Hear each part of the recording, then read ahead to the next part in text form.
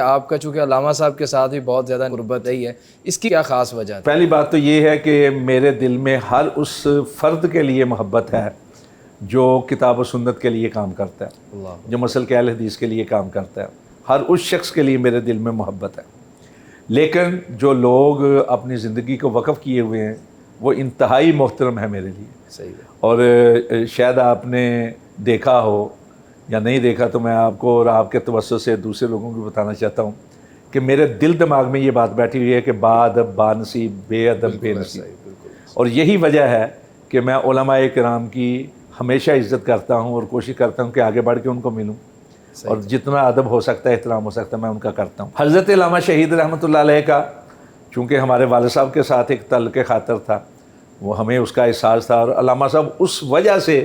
میرے ساتھ شفقت کرتے تھے۔ آپ یہ نہیں کہ اب مثلا میں 9ویں کلاس میں تھا جماعت نہم میں جب والد صاحب فوت ہو گئے، تو اس کے بعد سے ہی میں علامہ صاحب کے ساتھ اٹیچ ہو گیا۔ اور پھر جب میں کراچی میں پڑھا کرتا تھا، مدرسے کا طالب علم تھا، تو حضرت علامہ اس وقت بیرونی دنیا میں جانے کے لیے صرف ایک ہی انٹرنیشنل ایئرپورٹ تھا، اور وہ کراچی کا ایئرپورٹ تھا۔ تو علامہ صاحب جب بھی باہر جانا ہوتا تھا یا باہر سے آتے تھے تو کراچی لازماً رکتے تھے، اور ان کی یہ عادت مبارکہ تھی کہ کراچی جانے سے پہلے وہ مجھے فون کیا کرتے تھے اور میرے مدرسے کے آنا، اور میں پھر ان کو لیتا ایئرپورٹ سے، جس ہوٹل میں انہوں نے ٹھہرنا وہاں، اور پھر ایک خادم کی حیثیت سے ان کے ایئرپورٹ اترنے سے ایئرپورٹ سے روانگی تک کا جتنا عرصہ ہوتا تھا میں حضرت علامہ شہید کے ساتھ ہوتا تھا۔ اداروں میں بھی جاتے تو میں ساتھ ہوتا تھا، لوگوں سے ملنے کے لیے بھی جاتے تو میں ان کے ساتھ ہوتا تھا بہت زیادہ۔ اسی طرح جب انہوں نے کتاب لکھی الاسماعیلیہ، تو اس کا جو مواد تھا جو کراچی سے فراہم کرنا تھا، اگرچہ بعض شخصیات نے اپنا فراہم کیا، لیکن وہ میرے ذریعے علامہ صاحب تک پہنچتا رہا ہے۔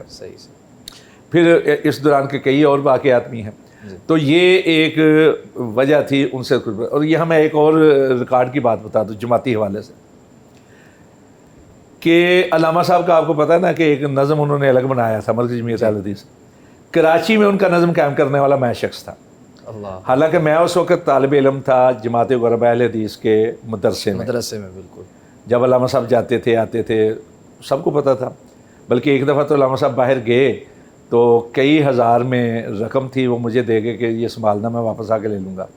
تو میں تو چونکہ طالب علم تھا، میں نے مولانا عبدالرحمن سلفی جو امام ہے جماعت غرباء اہل حدیث پاک، میں نے ان کو دے دی امانت کے طور پہ کہ کہیں میرے پاس سے گم نہ ہو جائے۔ تو علامہ صاحب جب واپس آئے تو میں نے کہا جی وہ رقم کہہ لے کہ وہ لڑکوں کی دعوت کر دو۔ اس وقت بہت 55,000 روپیہ اس وقت کا بہت زیادہ تھا بالکل۔ تو اس طرح اپنا وہ سب کو پتہ تھا۔ پھر میں نے وہاں جو ہے کئی تنظیمیں تھیں، 18 کے قریب نوجوانوں کی تنظیمیں تھیں۔ ان 18 تنظیموں کو میں نے جمع کیا 1984 میں جب حضرت مولانا حبیب الرحمن یزدانی پہ قاتلانہ حملہ ہوا، اور ان کا نام میں نے رکھا تحریک اہل حدیث۔